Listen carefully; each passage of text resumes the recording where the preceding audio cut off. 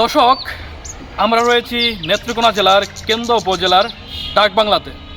দর্শক, আমরা কেন্দ্র উপজেলার আজ নপাড়া ইউনিয়নের কিছু প্রাচীন দৃশ্য এবং ঐতিহ্য দেখার চেষ্টা করব। সেই সাথে জমিদার চাঁদ রায় ওনার সম্পর্কে জানার চেষ্টা করব।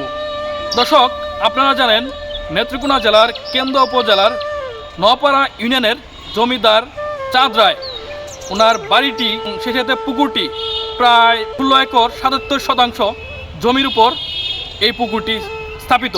দর্শক, আপনারা দেখতে পাচ্ছেন এই মুহূর্তে কিন্তু আমরা কথা বলার চেষ্টা করব একজন লেখকের সাথে। আপনারা হয়তো কেন্দ্র উপজেলার অনেকেই ওনাকে চিনে থাকবেন, যিনি কিনা আমাদেরকে অনেক নাটক, অনেক উপন্যাস উপহার দিয়েছেন। চলুন দর্শক, আমাদের কেন্দ্র উপজেলার গর্ব রাকাল বিশ্বাস, ওনার সাথে কথা বলা যাক। কেমন আছেন? হ্যাঁ, ভালো আছি। আপনার হাতে বইটি দেখতে পাচ্ছি, আপনি এই মুহূর্তে পড়ছেন। আসলে এই বইটির নাম কি মূলত? এটি হলো লোক সাহিত্য ও গ্রামীণ সংস্কৃতি। আমাদেরকে একটু দেখাবেন বইটা উঁচু করে। হ্যাঁ, এটা আমার লেখা সর্বশেষ বই। বিভিন্ন লাইব্রেরিতে পাওয়া যাবে এবং রকমারিতে চার্জ দিলেও পাবেন। আচ্ছা। এবং নেত্রকোনার ভ্যারাইটি স্টোরে পাবেন, কেন্দুয়ার খান লাইব্রেরিতে পাবেন। যে চাঁদ রায় জমিদার ছিল, ওনার ইতিহাসটা ছোট্ট করে আমরা একটু জানতে চাচ্ছিলাম। চাঁদ রায়, কেদার রায় এবং তাদের আরেকজন ছিলেন রামেশ্বর রায়। তো চাঁদ রায়ের ছেলে রামেশ্বর রায় নৌপাড়ার দনাচাপুরের জিয়ানি জমিদারি ছিল তার। ওনার চাঁদ রায়ের ছেলে রামেশ্বর রায়, উনি রথ উৎসবের সময় রথ টানতে গিয়ে প্রথম রথ শুরু করেন, রথ উৎসব।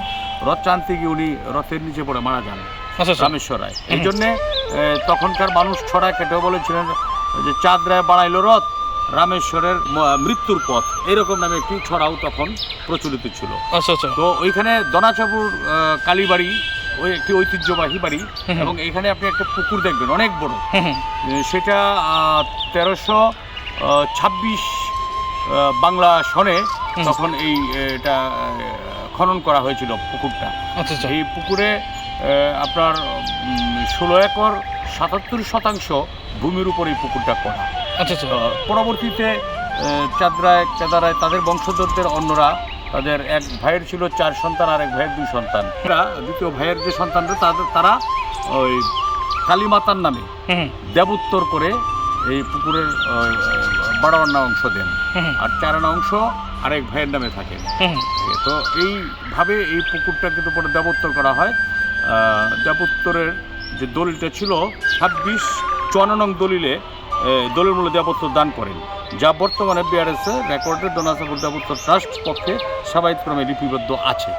তো এই পুকুরের ঐতিহ্য আছে, এটা অনেক গভীর একটা পুকুর এবং এখন বর্তমানে মাছ চাষ হয়। পুকুরটা নিয়ে অনেক মামলাও আছে।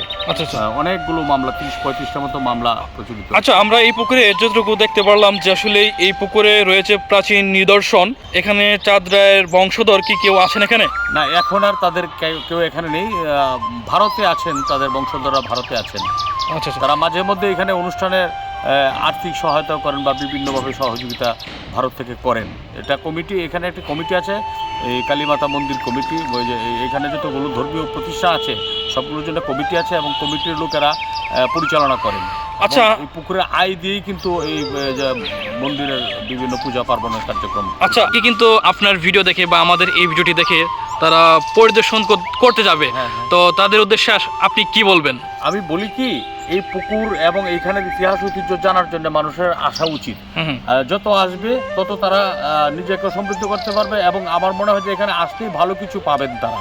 তো এখানে আসার জন্য আমি বিনীতভাবে অনুরোধ করি, তারা আসুক, দেখুক, জানুক। এবং এই যে ঐতিহ্যগুলো আমাদের, আপনি জানেন যে আমাদের নেত্রকোনার কেন্দুয়া লোক সাহিত্য সংস্কৃতির এটার উর্বর ভূমি বলা হয়, এবং কেন্দুয়াকে বিগত ইউনো মহোদয়, আমাদের যে ইমদাদুল হক তালুকদার মহোদয়, লোকজ সাহিত্যের সংস্কৃতির রাজধানী হিসাবে উনি আখ্যায়িত করেছেন। এবং আমরা মনে করি আসলে কেন্দুয়ার মতো জায়গা এটি একটি উর্বর ভূমি, বিশেষ করে লোক সাহিত্য সংস্কৃতির জন্য।